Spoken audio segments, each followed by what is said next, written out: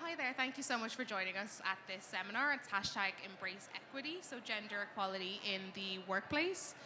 Being that it's International Women's Day today, we thought it'd be really fitting to kick things off with a nice little seminar on Embrace Equity, and that it's actually the hashtag for International Women's Day today as well. So before I suppose we kick things off in our discussion, you might maybe want to introduce yourselves and just give a little bit of background on kind of where you in the company that you work at the moment, and also maybe a little bit of your background and how you got to where you are today. So Emer, I don't know, would you like to Yeah, things sure. off? So I'm Dr. Emer Cowell. I work for the Irish Research Council, and I'm a program manager there. So we're one of the national funders for higher level research in Ireland. We fund all disciplines and all topics at all career stages. So really what I've been doing is managing some of the later career stage calls, but at the same time I work with any issues to do with gender in the company, and it's really about just trying to make sure that everything is balanced in our funding calls and that we are being representative when we're giving out state funding. So. Amazing. Nicola, would you like to do the honors next? Thanks. I'm Nicola Culligan, and I'm a senior talent acquisition partner with Jacobs Engineering, just down the road. So it was a short trip this afternoon.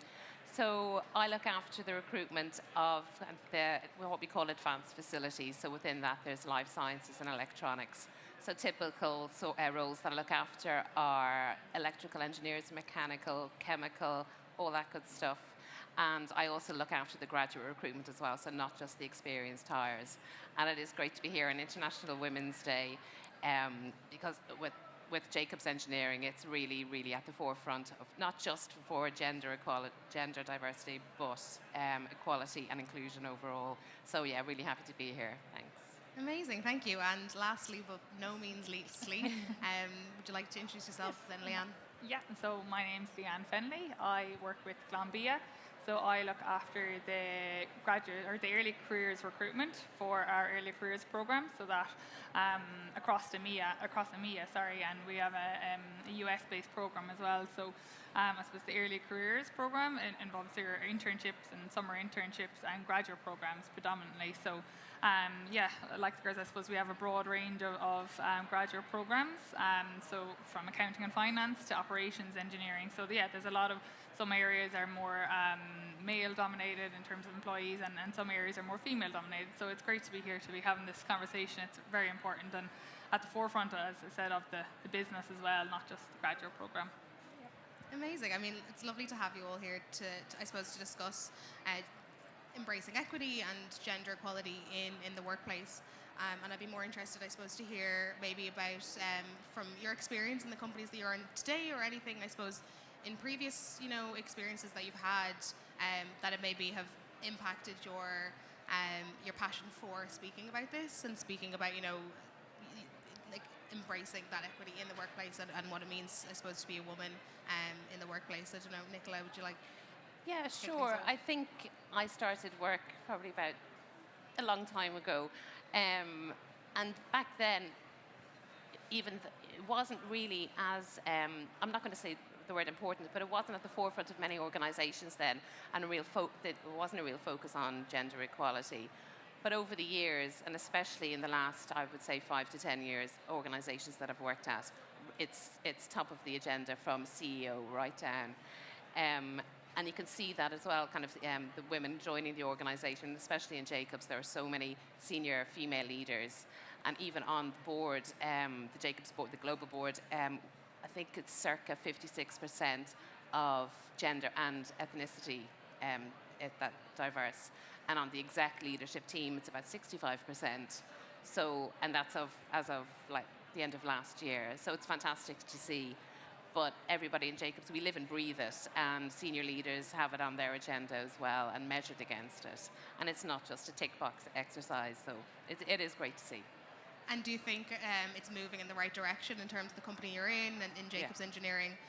You're seeing that difference? Absolutely. So last year, the grad intake was 52% female, 48% male, which is fantastic, and hoping to replicate that again this year. But yeah, no, it's good to see.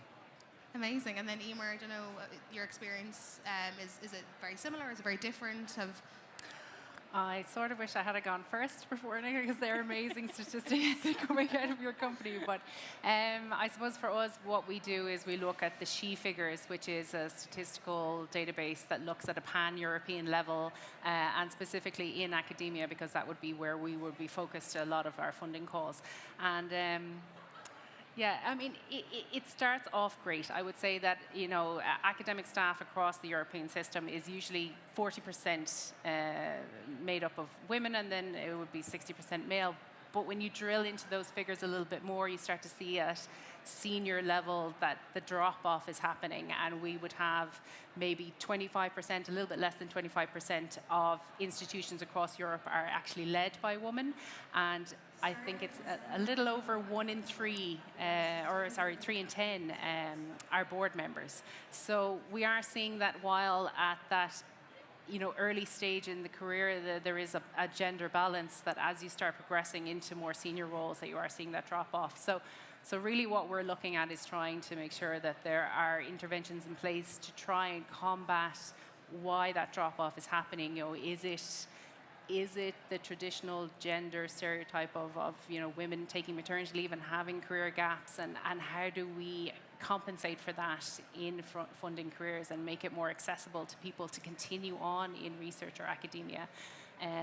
But I think what's really encouraging about this is the culture piece of it, because I think a lot of the change needs to happen at that cultural level. And once you've hit that level, that's when you're really making progress, because it stops being that tick box exercise that you mentioned, and it starts being more of a priority for people, but not because they feel it they have to, but because they recognize that it's important and beneficial to their own company. And I think maybe in academia that's starting to move in that direction, where it is becoming more of a cultural issue, but it is a little bit slower. Yeah, so it's starting, like there's change happening, but it's happening slowly. Yes, yeah. Leanne, do you think that experience is similar within Glanbia or, within your past experience?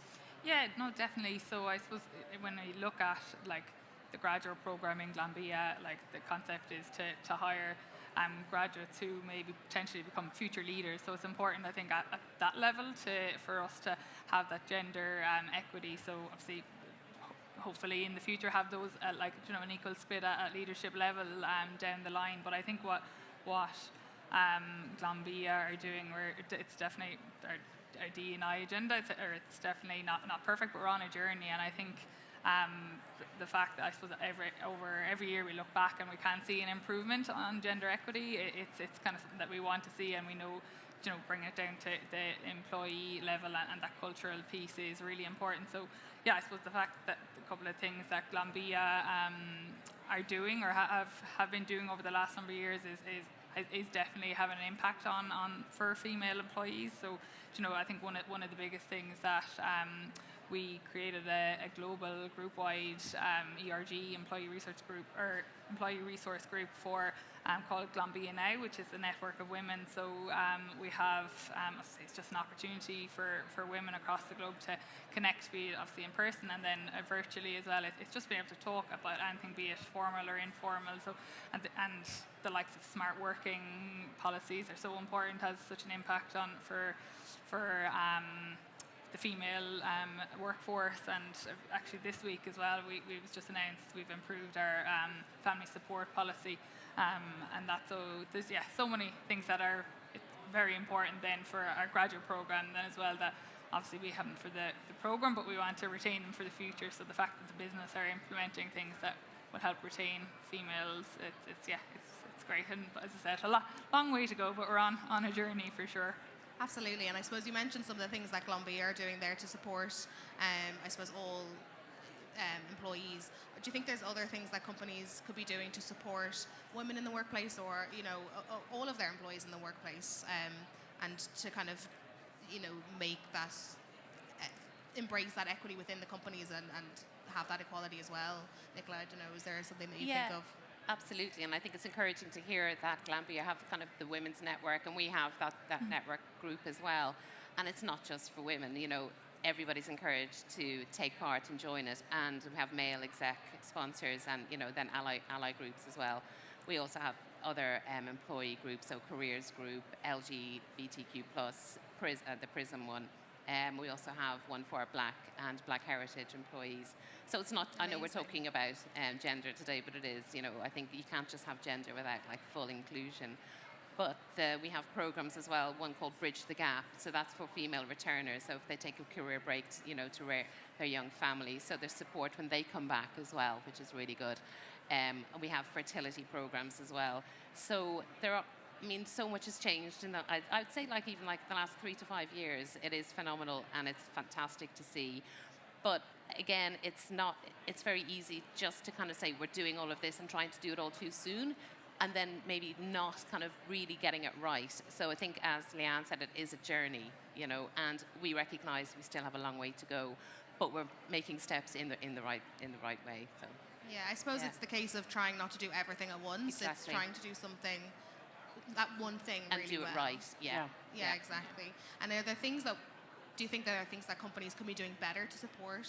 I suppose, like you just said, it's not necessarily about women, but it's about, with everyone within the company. Are there things that we could be doing better to support them? Emer, do you think? I think that one of the more challenging parts about gender and about inclusion in general now is the language around it. So every day there seems to be new language and new terminology, and I think it's very hard for people to have an open conversation about it without feeling like they're going to inadvertently offend. And I think that is a challenge, and maybe the easiest way to try and combat that is to actually engage and be the first mover on that, and have the conversations in a space where you're free to use the best form of language that you have available to you, but with the understanding that there is new language coming in all the time. And I think that is almost a fear with people when they're trying to engage on that level, that they just feel like they have the terminology wrong, and it's better to say nothing than to say something that could potentially be offensive. And sometimes that's a bit regressive. It stops progress because you're not talking about it at all. So sometimes I think it takes maybe a little bit of bravery, but also a bit of understanding on both sides, that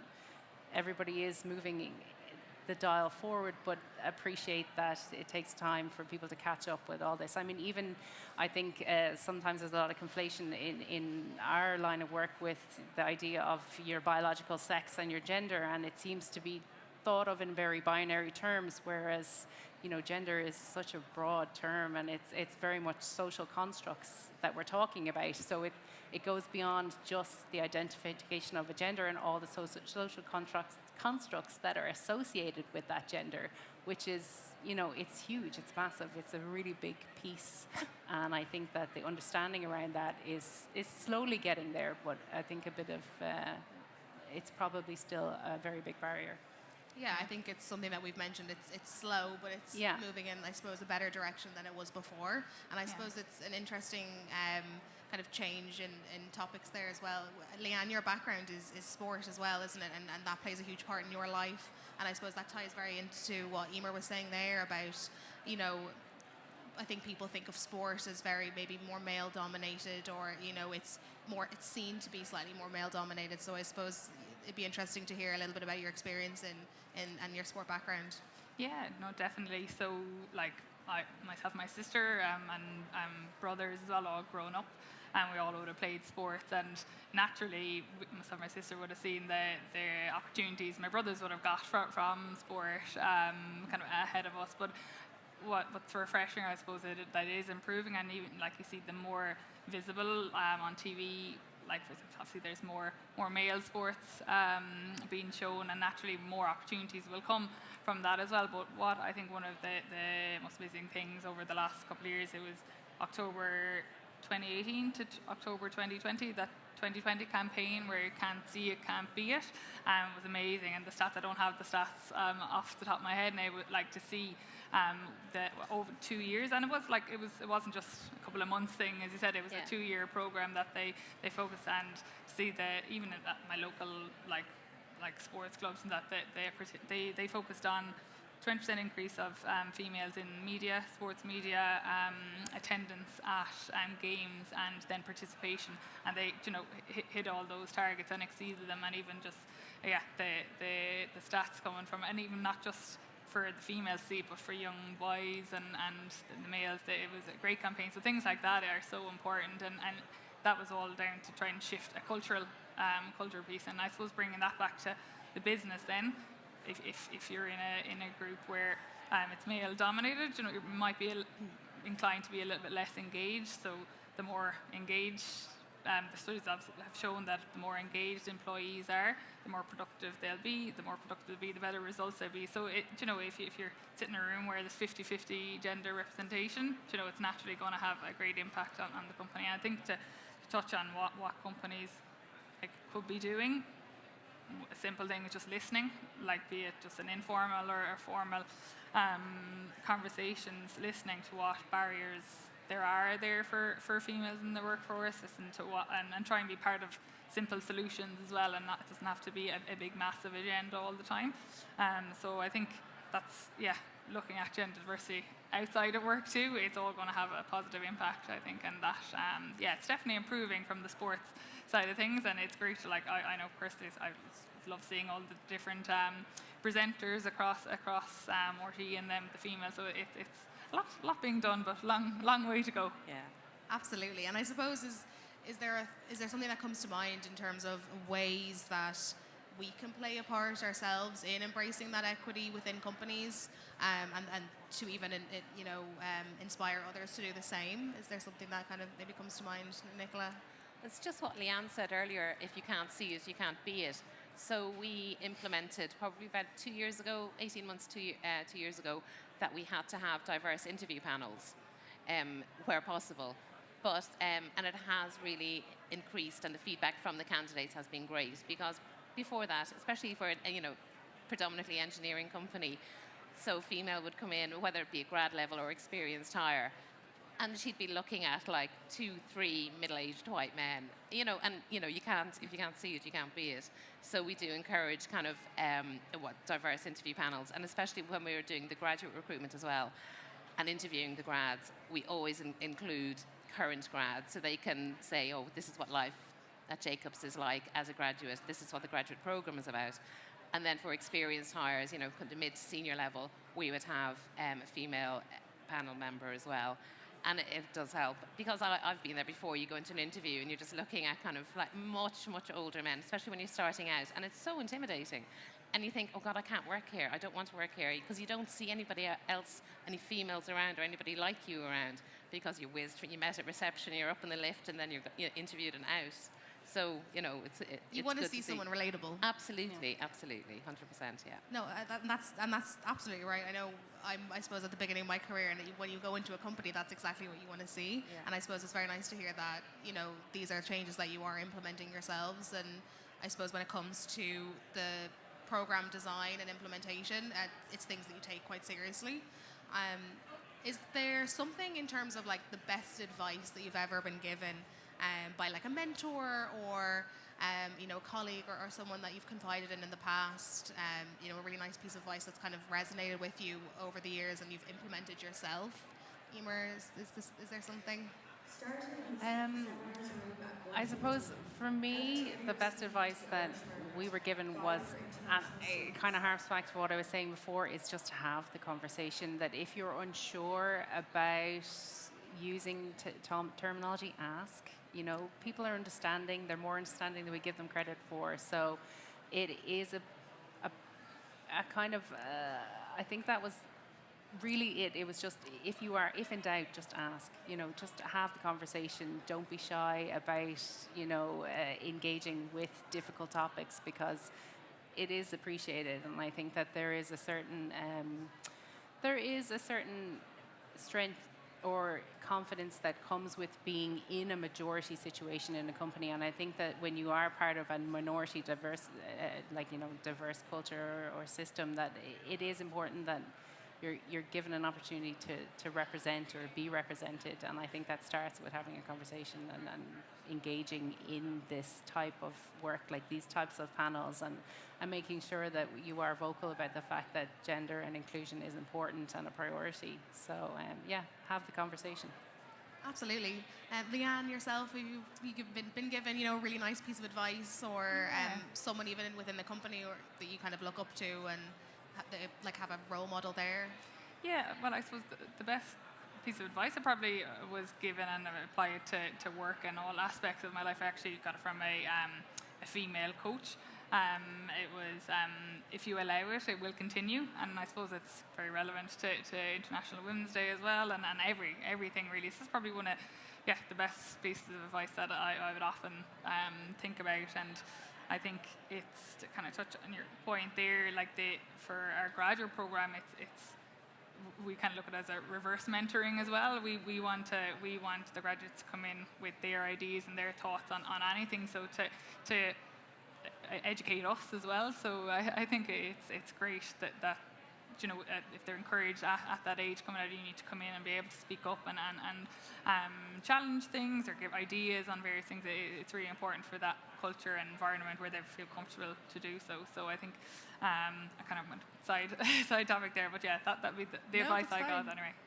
No, absolutely. And Nicola, yourself, is there some great piece of advice that you've been given or would like to give? It's what Emer said. One of my first bosses said, always stay curious, ask questions, don't be afraid to ask questions, and not to feel intimidated by the people around you who are more senior. And he said, look around from the CEO to your boss, or to him, to his boss's boss. He said, everybody here had a first day, very, very first day out of university. And I was like, yeah, fair point. But because we're all the same.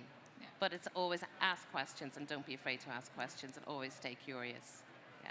Absolutely. And I suppose on that, asking questions, I'd like to open up the floor to you guys sitting there. And does anyone have a question for our panel here today? Yeah. I'll bring the mic down to you.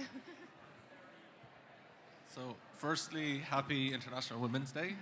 Thank you. So my question is, we seem to be exiting a period of massive growth and expansion and economies doing well. And we're moving into an environment where there's a backdrop of layoffs, there's job freezes, job hiring and stuff like that.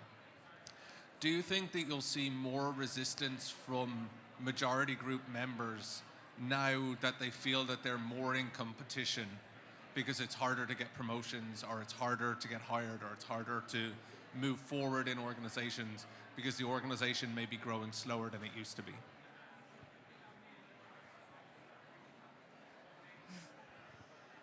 I think you've bamboozled the panel here a little bit. I don't know, does anyone have an opinion on that? I'm not sure if I have a definitive answer to it, but what I'd like to say is I hope not. I really hope not. I don't know if Emer really can add to that. Yes, good question. Difficult to answer, but I think from Glanbia's perspective, anyway, one of the things that we have done to try and obviously hit the gender equity is to have group-wide targets within each function. So if those targets are there, even given the circumstances, we'd like to still think that we would be aiming for that. But it's a good question, and I hope it's not the case. Yeah. Thank you very much. Do you have any other questions there?